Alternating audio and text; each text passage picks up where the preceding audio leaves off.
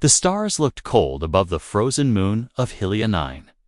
Zira stood still, her silver armor reflecting the pale blue light from the cracked sky dome. She hated this planet. Us. It was too quiet, too soft. And worst of all, it was crawling with humans. Her orders were clear. Observe Commander Jack Rennick, report his behavior, and determine whether humans could be trusted in the new alliance. It was a boring assignment for a warrior like her. She wanted battles, not babysitting Jack. Wasn't what she expected. He wasn't like other humans she had studied: loud, cocky, weak. No. This one was calm, serious, and strangely kind.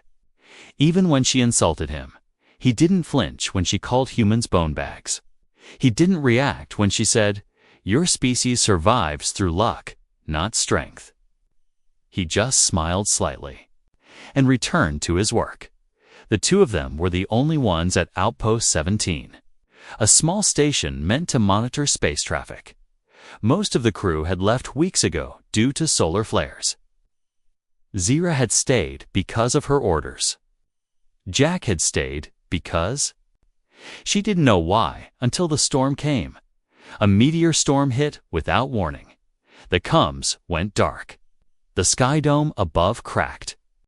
Only one section of the base was secure, a tiny underground shelter. They were trapped for 6 days with no way out, with no one else, and with far too much silence at first. She refused to speak to him. She sat in the corner of the shelter, arms crossed, eyes cold. Jack cooked the ration packs, offered her water, even gave her the cot. She took it all without a word. But on the 3rd day, something shifted. She had a nightmare, her planet burning, her people screaming. When she woke, trembling and sweating, Jack didn't say anything. He just handed her a warm blanket and turned off the lights. She said, "Thank you." It surprised them both. On the 4th day, they talked about war, about duty, about loneliness. She told him how her people trained children with blades, how honor meant silence, and how weakness was never forgiven. He told her about Earth, about rain, about music and dancing and dogs, creatures that loved. Without reason, she didn't understand that part. But she didn't interrupt him either. On the 5th night, the storm roared louder. The shelter lights flickered. Heat systems failed. It grew cold, so cold her breath frosted in front of her lips. She tried to ignore it. But her body, part flesh, part crystal, shivered hard. Jack noticed. "Get closer to the core," he said, pointing to the tiny heat coil. She nodded. He sat beside it too, their shoulders brushing. The silence was different now. He glanced at her hand, gloved, shaking. Without a word, he pulled off his own glove and gently placed his hand over hers. She didn't pull away. Instead, tains tightened. And that night, something unspoken passed between them. Something not cold. On the 6th day, the storm cleared. The comms returned. Rescue ships landed. Her people came for her. She didn't look back. She didn't say goodbye. She just walked away. But she felt his eyes on her the entire time. Back aboard her cruiser, she stared into the mirror. She looked the same purple eyes, same sharp cheekbones, same cold glare. But something was wrong. No, not wrong, different. The moment haunted her. His touch, his silence, his eyes. She had never felt so seen, and she hated it. 3 weeks later, her body began to change. Her muscles ached. Her temperature rose. Her balance wavered. At first, she thought it was a virus. Then the medical scans came back. Her hands trembled. As she read the report, subject Zira confirmed. Gestation phase initiated. Species DNA mixed. Hybrid development detected. She dropped the tablet. Her chest pounded.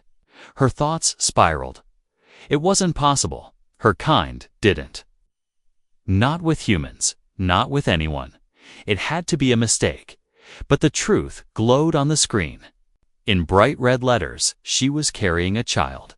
His child. Her scream echoed through the steel walls of the ship. Her eyes burned with rage. Her fists slammed into the console. Sparks flying.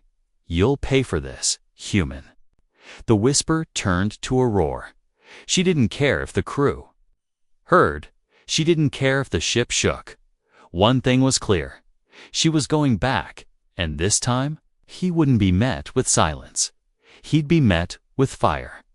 Zyra sat on the edge of her private chamber, staring at the datapad with cold, unblinking eyes. Her fingers were clenched so tightly the screen cracked. Still, she didn't move. She had rerun the scan 4 times. It didn't change. Pregnancy confirmed. Hybrid embryo stable. Human DNA match. Commander Jack Rennick. Her hands shook again, not with fear at least. That's what she told herself. She had faced warlords, survived blood duels, and stood before execution orders. But this broke. Something inside her. She slammed the datapad against the wall. It shattered into sparks.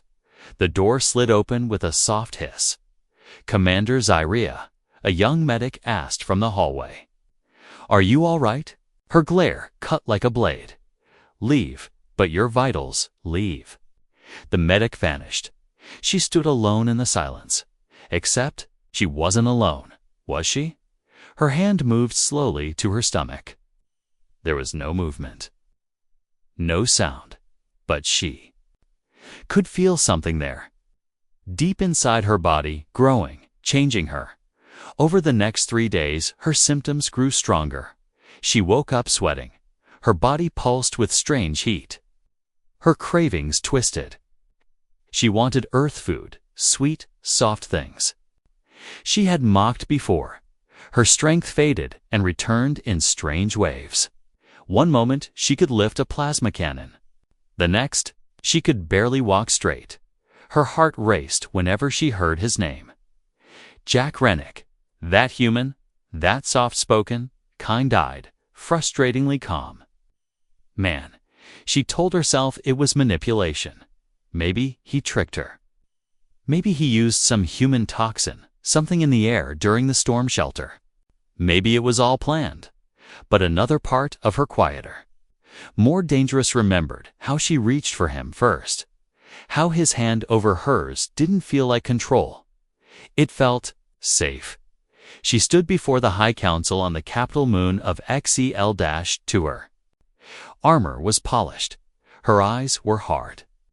But deep down, she was boiling inside. Commander One Elder said, his voice rough with age. "You've returned from your human observation mission earlier than expected. Did the experience trouble you?" She kept her voice calm. "I have important findings. Proceed." She placed the data chip on the table. It flickered to life, showing the scanned hybrid fetus, still small but undeniably real. Gasps filled the chamber. Silence followed. "You were compromised." Another council member whispered. Zyra didn't flinch. "I was not forced." That silence turned cold. "You allowed this. You chose to carry this abomination." Her fists clenched. "The embryo is stable. It is alive. It is a threat," the elder barked. "And so are you now." One of them stood. "Terminate it immediately. Then we will consider your exile instead of execution." Something inside her cracked. "I will not kill it," she said quietly. The room exploded with shouts. Disobedience, contamination, traitor to the blood. Zyria stepped forward, voice rising. "I have followed every command, fought in every war, bled for our people. And you want me to kill an innocent life because its father is human?" A female counselor stepped forward. "Atia, this is not about blood, Zyra. Atia, this is about survival. If the humans learn what happened, they'll use it, twist it, breed more like it," Zyra growled. "They are not monsters. They are worse, the elder snapped. They make you forget who you are, okay? Back in her chambers, she packed. In silence, only a few items, her blade, her armor, the data core. The orders would come soon. She had no doubt. A team would be sent, not to reason with her, but to erase her, and the child. She looked at herself in the mirror again, same cold eyes. But something was different. Now, not just the heat in her body, something in her heart. Later that night, a young assistant slipped into her room. He looked nervous, his eyes darting behind him. "Commander," he whispered, "I heard what they planned to do." Zira stared at him, unmoving. He stepped closer. I've arranged a ship. It's hidden in the lower docks. You can leave before the purge squad arrives." She raised an eyebrow. "Why would you help me?" He swallowed. "Because you once saved my sister. During the siege on Calyx, you told the commander she was too young for the mines. You didn't have to, but you did." She said nothing. He took a breath, and because I think the child deserves a chance. Later, Zira stood at the hangar bay. The stolen ship was small, but fast. One jump and she'd reach the outer rim. After that, Earth, the one place they'd never follow her. The one place he lived. Jack, she hesitated for a moment. Then entered the ship as it rose into the stars. She touched her stomach again. Her voice was a whisper. "Don't worry, you will live." Her next words burned with fire. "And he will answer for this." The sky above Earth's diplomatic zone was cloudy that morning. Rain drizzled lightly across the landing pads. Guards stood still, their weapons powered down but alert. Inside the dome-shaped negotiation chamber, human diplomats and alien ambassadors sat on opposite sides of a long crystal table. Tension filled the room like static. The first major piece. Talks between Earth and the Valari Empire were about to begin, and then the doors slammed open. All eyes turned as Zira stormed in, soaking wet, her black battle cloak dripping behind her. Her hair was unbraided, loose from travel, her boots caked with dust from deep space outposts. But none of that drew attention. It was the fire in her eyes, and the way she looked at only one man, Commander Jack Runnick. Jack rose slowly from his seat, confused. "Zira." She didn't answer. She marched straight to the center of the chamber, pulled a glowing disc from her belt, and slapped it onto the table. It flickered once, then projected a 3D scan into the air. A fetus. Humanoid. But with glowing alien veins. Small, alive, real. Gasps echoed through the chamber. One alien general choked. A human scientist dropped his pen. But Jack just stood there, silent. The projections spun in the air, rotating slowly. Zira turned toward him, voice low but deadly. "Explain this." Jack blinked. "Is it?" "Yes," she hissed. "It's yours." He glanced around. Dozens of eyes stared at him. Leaders, soldiers, spies. Jack didn't speak for a moment. Then he looked straight at her, not afraid, not embarrassed. Just calm. "Are you all right?" he asked gently. Her anger cracked. "What? Are you safe? Is the baby healthy?" She stepped back, stunned. You're not denying it." Jack shook his head. "Why would I? You're not someone who lies, Zira. If you say it's mine, I believe you." She couldn't breathe. Everything she prepared to scream vanished. He wasn't shouting. He wasn't calling her a liar. He wasn't accusing her of betrayal. He was worried for her, for the child. Zira's lips parted, but no words came out. This wasn't how it was supposed to go. Behind her, the Valari general stood. "This is an outrage," he growled. "She's acting alone.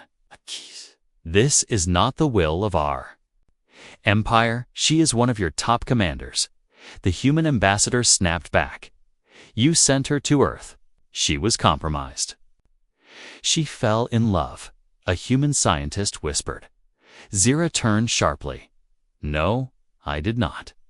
But she didn't finish the sentence, because Jack hadn't looked away. He was still watching her, still calm, still. There, later, after the room cleared, Jack sat alone in the rain just outside the chamber. He didn't run. He didn't hide. Zira found him sitting on a bench under a large leafed tree, soaked from head to toe. She didn't speak at first, just stood near him. He finally looked up. You came all this way, just to tell me. She folded her arms. I came to warn you. My people want it gone. Me gone, you may be dead. Jack nodded slowly. I figured, and you're not angry? He shrugged. I'm a little shocked, a little scared, but mostly. T looked at her, truly looked at her. I'm honored. Her heart skipped. What kind of trick is this? She said. It's not a trick. I expected denial, fury, at least shame. Jack smiled. Tired. Zira. I spent 6 days trapped with you. I know what kind of warrior you are, what kind of person. If a child grew from that, code, I ever feel shame. She turned away. The rain hid her tears. She didn't know how long they stood like that him on the bench, her frozen like a statue. But when she finally looked at him again, something in her eyes had changed, softened. You said you'd protect me, she said quietly. He stood. I still will. I didn't come for protection, I know. But I don't want to be alone. He stepped forward. Then don't be. Suddenly, her wristband buzzed an urgent. Alert, enemy tracker drones inbound. Her people had found her. They were coming. And this time, not to talk. She looked up at Jack, breathing hard. We have to leave, now. He didn't hesitate. Then let's go, he said. Zira took his hand, and for the first time since the storm shelter, she didn't feel like she was falling. She felt like she was choosing. Zira stared out of the window as the ship sped through the lower atmosphere. Leaving Earth behind, her hand pressed lightly against her stomach. No movement, no sound, just warmth. A strange warmth that scared her more than war ever had. Beside her, Jack adjusted the flight controls. He hadn't asked questions. He hadn't said a word since they escaped the diplomatic zone. He simply flew, fast and quiet. She finally spoke. They won't stop. I know, Jack replied. They'll come for me. For the child. I know. She turned her head toward him. And still, you're here. He didn't look at her. You said you didn't want to be alone. Zira blinked. The answer was simple, not grand. Not emotional, but real. The ship docked at a human safe house orbiting Jupiter's second moon. It was small, hidden, and heavily shielded. Not even the Valerie Empire could track them, they're not easily. Inside, everything was quiet. Too quiet. Zira walked the halls like a soldier, checking corners, peeking behind doors. Her training never left her. She didn't trust silence. Silence often came before death. But nothing attacked, no soldiers, no alarms. Only echoes and a strange feeling in her chest. Like maybe, just maybe, this was safety. That night, Jack brought her a steaming bowl of something Hume soup. He called it. It's not alien cuisine, he said with a smile, but it'll help. Zira sniffed it, then tasted it. It was warm. She didn't know why that made her eyes sting. Maybe she was just tired the next morning. She couldn't breathe. She woke choking, her lungs burning. She crawled to the mirror, half fallen, eyes wide. Her skin was glowing faintly.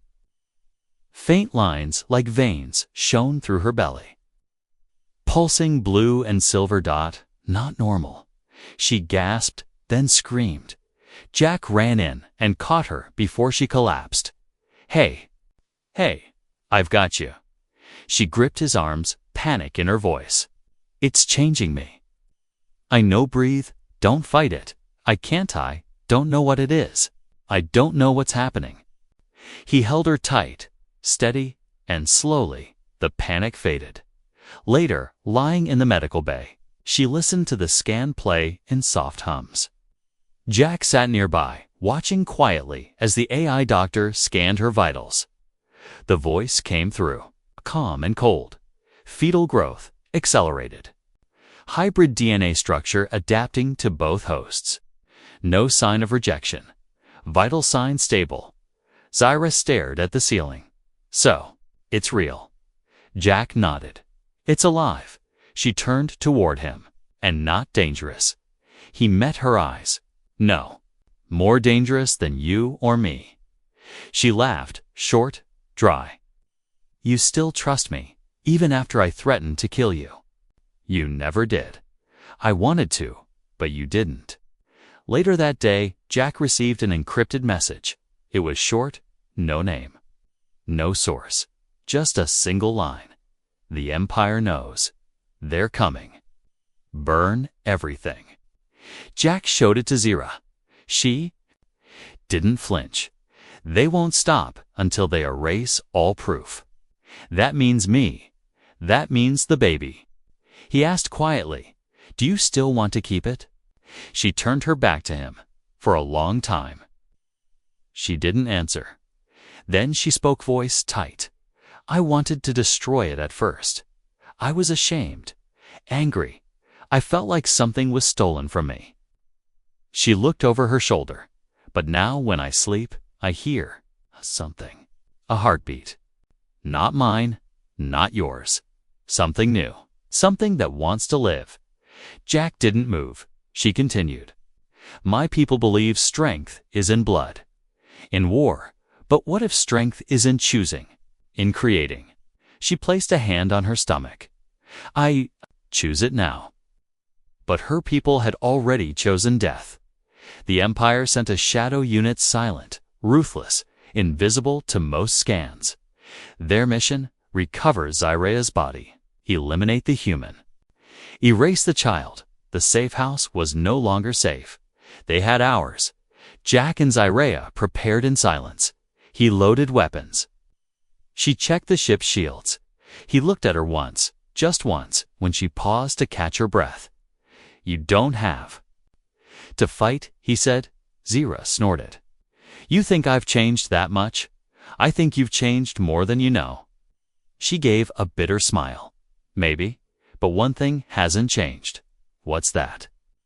I'll kill anyone who tries to hurt my child. As the shadow team closed in, Zyra stood by the window of the escape vessel.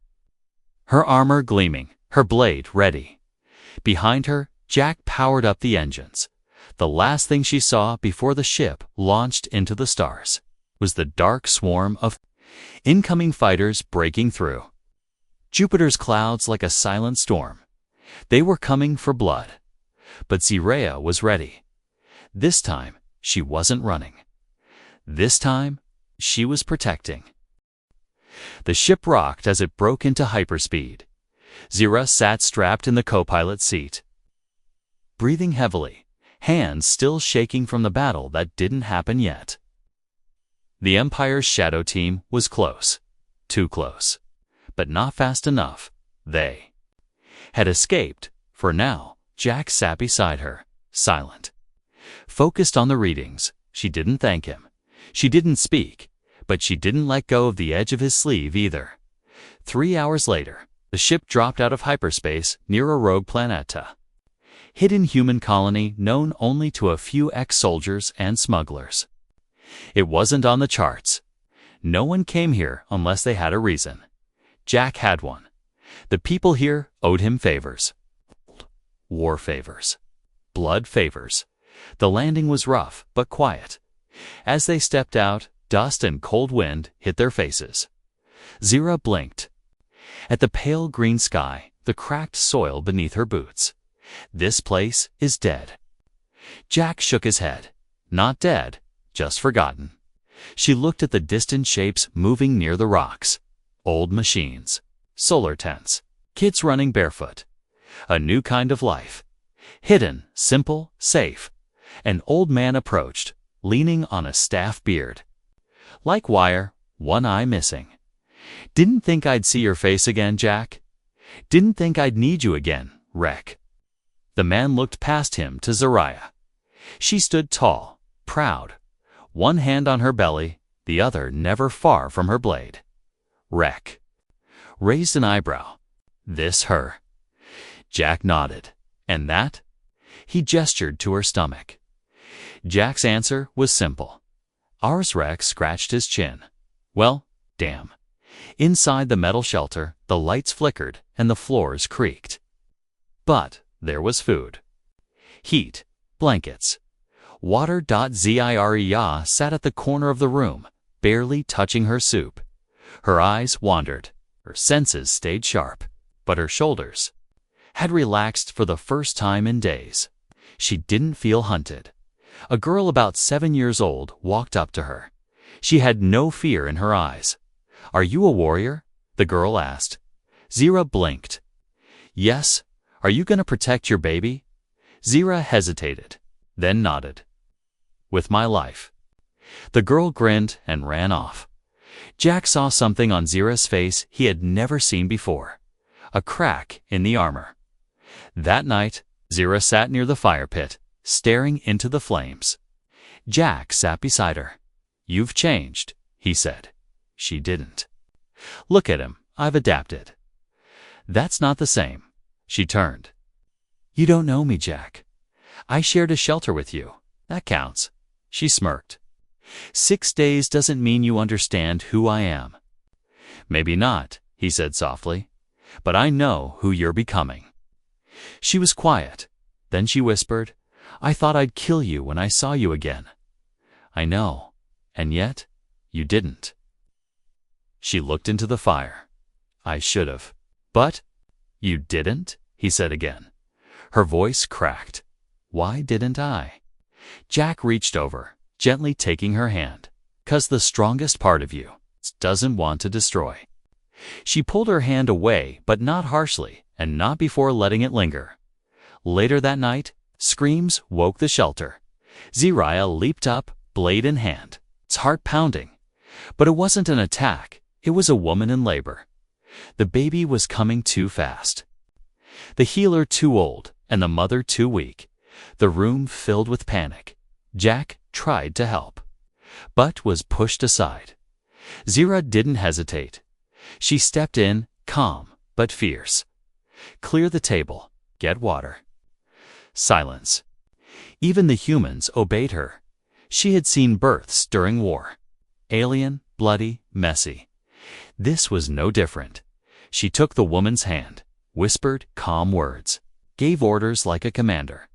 And when the baby finally cried, loud and alive, the entire shelter exhaled. Zira stood tall, a smear of blood on her cheek. The newborn in her arms. Everyone stared. Even the mother tears in her eyes smiled at her.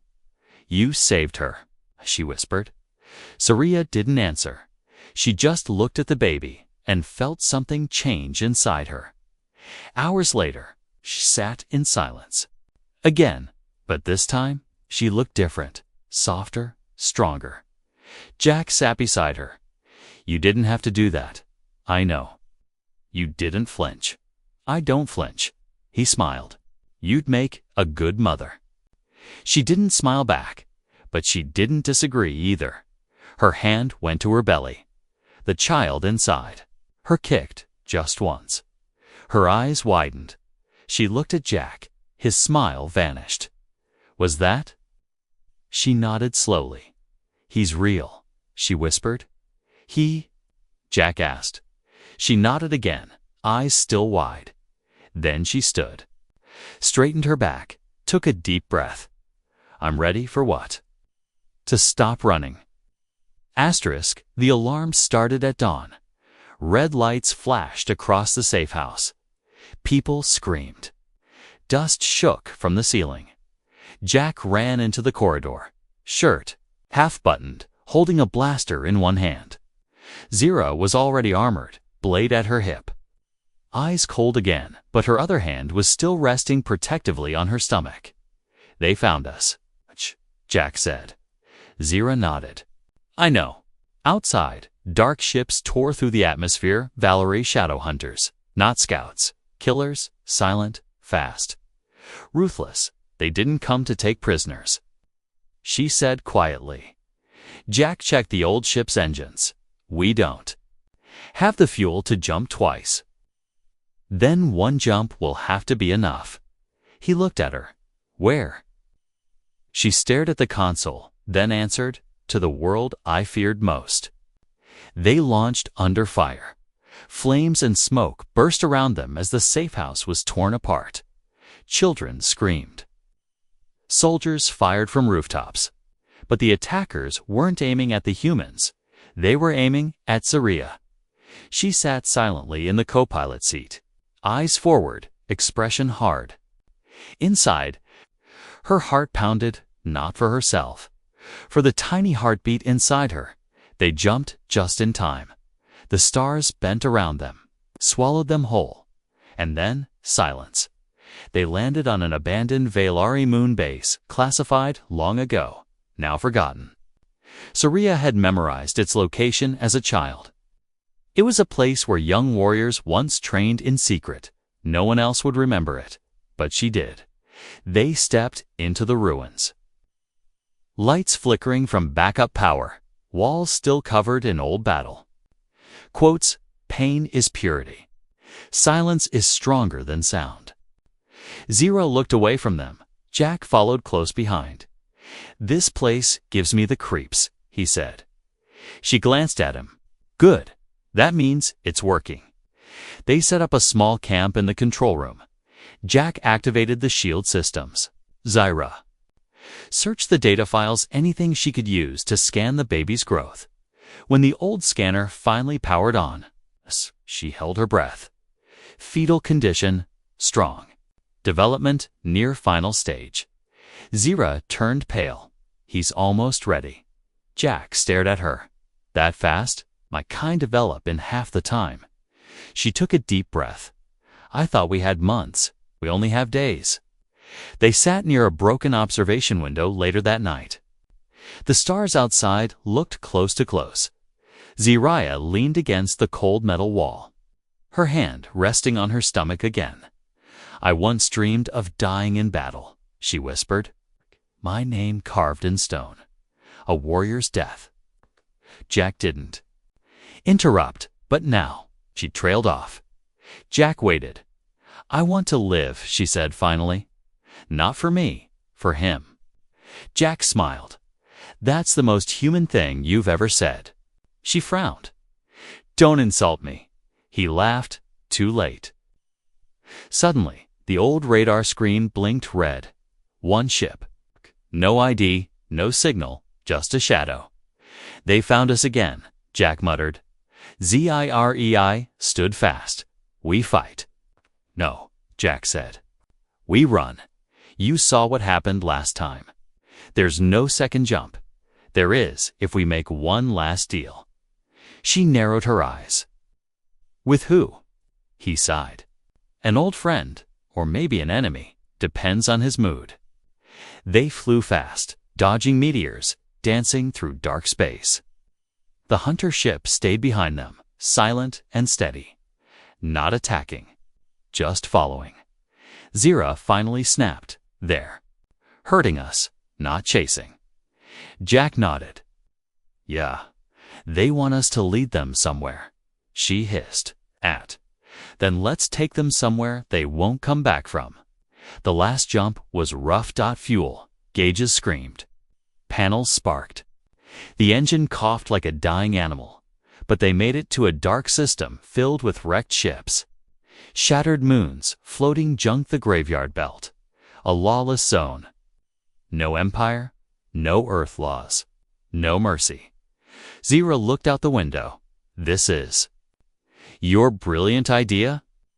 Jack pointed toward a massive broken station drifting in silence. A glowing skull symbol flickered above its doors. I once saved the man who runs that place. Akia smeals me a life debt. She narrowed her eyes. Does he? Know that? He will. The station looked abandoned. No lights. No sound, but as they docked, a voice crackled through the intercom. Welcome back, meatbag. Zaraya's hand shot to her blade. Jack chuckled. Relax. That's how he greets everyone. The door opened. A massive, half-robot, half-alien brute stood in the dark, smiling with metal teeth. Well, well, the brute growled. Jack Rennick. Last time I saw you, you were bleeding out on a mining planet, and you were stealing my boots. Fair trade. Then the brute looked at Zaraya, and who's the sharp one? She's my partner. And the belly. Jack didn't flinch. Our son? The brute stared, then nodded. All right, you need a favor, don't you? Jack nodded. Fuel, disguise, and a place to hide. The brute grinned. Done, Zaraya blinked. Just like that. You saved his life, Jack said. The brute added, and he once shared his whiskey. That means more than blood out here. As the doors closed behind them, Zaraya whispered, We won't survive this forever. Jack looked down at her stomach. No, he said softly. But if we buy him just one chance, that's enough. The old station groaned under the weight of silence.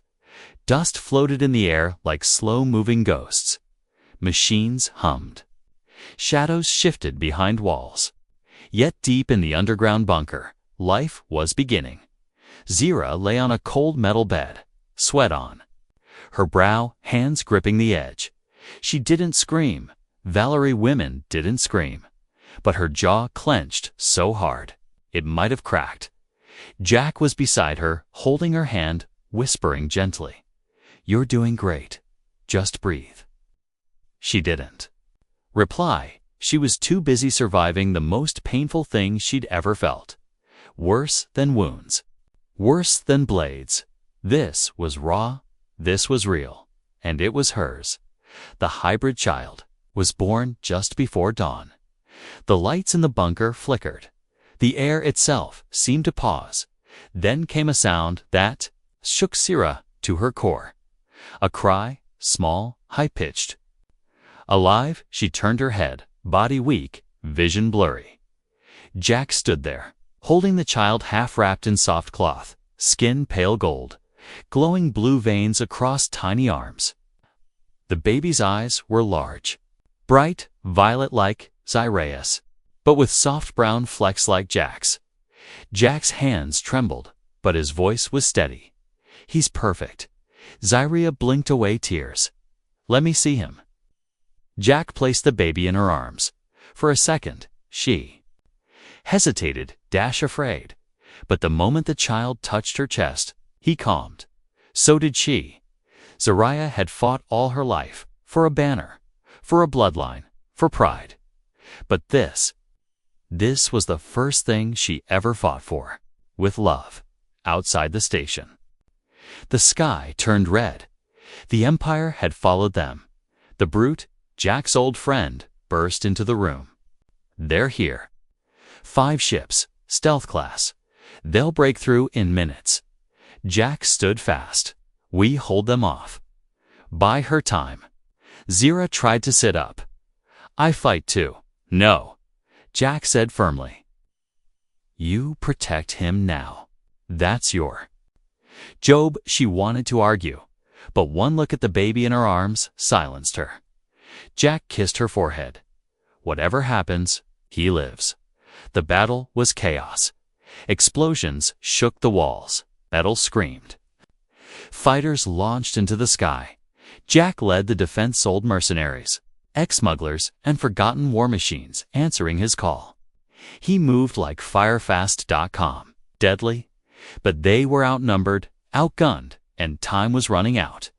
Inside the bunker, Zaraya sang. A low hum. A lullaby her mother once whispered to her as a child. The baby stopped crying. The room felt smaller, safer, warmer. Then the wall cracked. A dark figure stepped through one of the Empire's hunters. Long black armor, twin blades. No face, Ziria. Didn't flinch. She laid the baby down gently and stood, blade in hand. Even weak, even half-healed, she was still a warrior.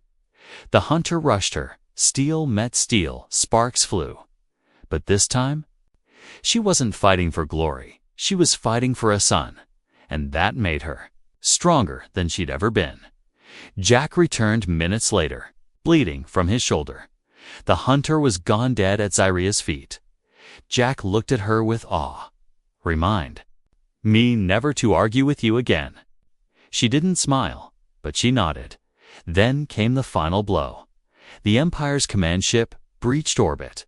A message echoed across all channels. Surrender the hybrid child, or all life on the station will be destroyed.